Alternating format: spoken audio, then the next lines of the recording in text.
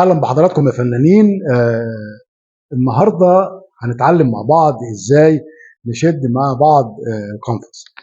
في الفتره اللي فاتت ناس كتير جدا كانوا بيبعتوا لي علشان يجيبوا القنفس او التوال او القماش، هو بيتسمى بكذا حاجه، ويجيبوا شاسيه الخشب ويشدوه. في ناس فنانين يعني بترسم قبل ما تشد القنفس، وفي ناس بعد.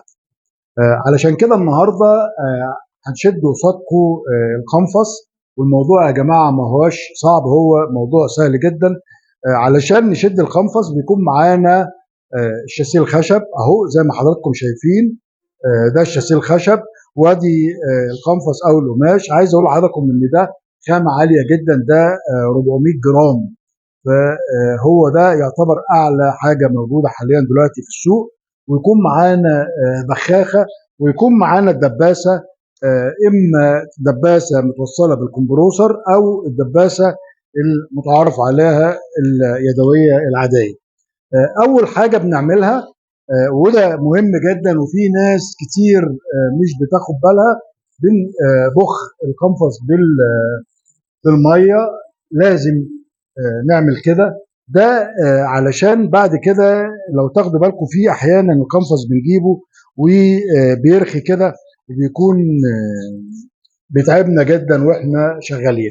احنا لما بنرش القنفس بالميه كده، طبعا من الوشين، ادي اول وش، وبعد كده قلبت الوش الثاني، وبرده ببخ الوش الثاني زي ما حضراتكم شايفين اهو. ده مهم جدا، ما بيخليش ان القنفس يحصل له اي مشكله. دي عايز اقول لكم بخاخه عاديه جدا بتاع الجلانس ولا اي حاجه، بعد ما فضيت انا استخدمتها. وبعد كده مهم جدا تاخدوا بالكم ان الحرف ده يكون ملفوف او مشطوف علشان ما يعملش حز في القنفس، والسواس اللي في النص يكون خاسس شويه برضو علشان ما يعملش. لما بنيجي بنقطع القماش بنراعي جدا ان القماش يكون اكتر من الفريم، علشان لما اجي اتني اهو شايفين حضراتكم لازم بيكون يغطي الخشب ويكون فيه مساحه.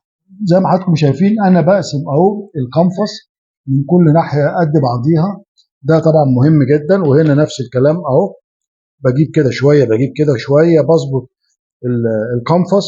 وعايز اقول لكم الموضوع سهل يا جماعه، مش عايزين نصعبها علينا ابدا. اهو كويس كده، هنا قد هنا ببتدي ادبس اول دبوس.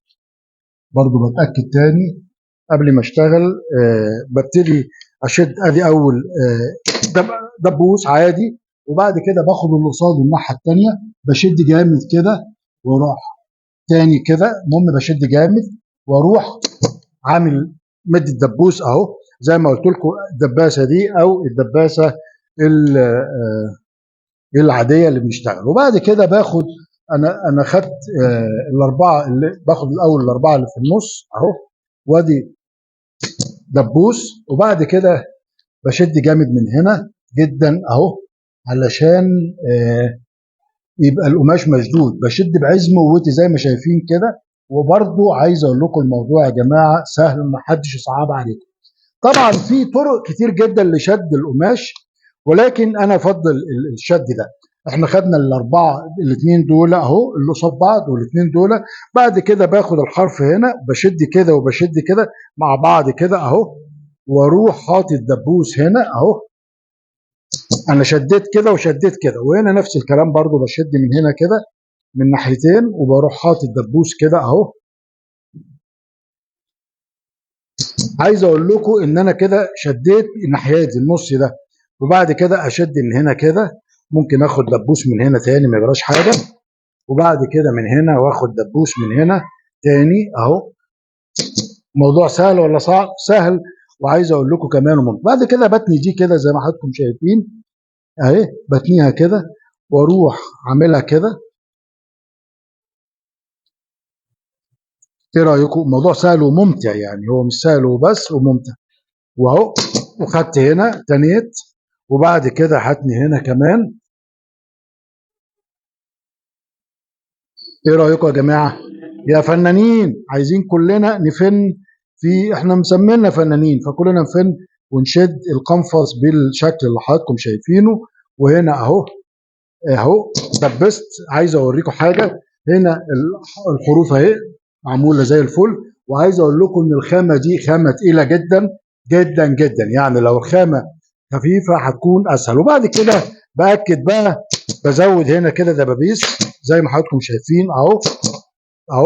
هنا كده بزود دبابيس تاني علشان اهو تكون جنبي. وبعد كده باخد الناحيه الثانيه اهو الشكل ده كده، وباخد من هنا تاني اهو، بشد كده كده زي ما قلت لكم، بشد كده وكده مع بعض كده الاثنين بشدهم. وبعد كده اخد دبوس هنا، وبعد كده اكد هنا. وكل ما باخد دبوس بشد اهو، شايفين؟ كل ما باخد دبوس بشد. وباخد هنا كمان اهو. ايه رايكم يا فنانين؟ الموضوع سهل جدا جدا جدا جدا جدا، الموضوع ما هواش صعب. انا زودت هنا الدبابيس، وبعد كده اخد الحرف اللي هنا زي ما حضراتكم شايفين، بتنيه جوه كده القماش. وبعد كده بروح تاني كده اهو علشان يديني الحرف بالشكل اللي حضراتكم شايفينه ده. باخد الناحيه التانيه برضو، بدخل القماش في بعضه كده اهو او التوال. عايز اقول لكم برضو ان الخامه اللي انا شغال بيها دي 400 جرام، فهي تقيله جدا جدا جدا. وبعد كده باكد بقى على الشاسيه كله. باخد اهو اهو اهو.